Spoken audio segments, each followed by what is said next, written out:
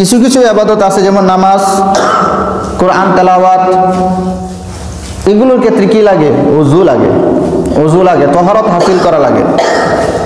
তাহারত কি করা লাগে? হাসিল করা লাগে। উমরা, হজ্জে তাওয়াফ এগুলো করার জন্য কি করা লাগে? ওযু করা লাগে। তো আমার ইবাদত গ্রহণ হওয়ার জন্য, গ্রান্টেড হওয়ার জন্য আমাকে ওযুটা আগে শুদ্ধ করে নিতে হবে। আমার যদি ওযু শুদ্ধ না হয় তাহলে আমার নামাজও বৃথা, কোরআন তেলাওয়াতও বৃথা। আমি নামাজ পড়তেছি, আমার গুনাহ হইতেছে। আমি তেলাওয়াত করতেছি, আমার গুনাহ হইতেছে। কি জন্য হইতেছে? যে আমি কি করি নাই? ওযুটা পরিপূর্ণভাবে আদায় করি নাই।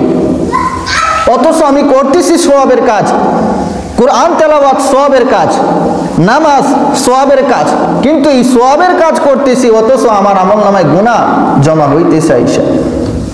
আপনি ওযু পারেন না, আবার একজনকে জিজ্ঞাসাও করেন না। আমি নিজে পারি না, আবার অন্য কারো কাছ থেকে শেখারও চেষ্টা করি না, তাহলে আপনার জন্য এই অবস্থা। এক কথা হচ্ছে কি আমি পারি না তবে চেষ্টা করতেছি শেখার জন্য, এটা হচ্ছে ভিন্ন কথা। আর একটা হচ্ছে কি আমি পারি না, চেষ্টাও করি না, এটা হচ্ছে ভিন্ন কথা।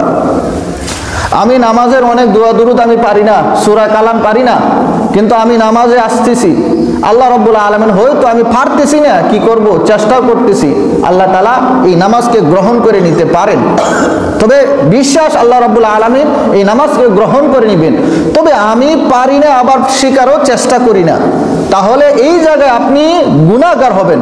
আল্লাহ হয়তো নামাজ কবুল করে নিতে পারেন, কিন্তু আপনি ওই জায়গায় গুনাহগার হইবেন।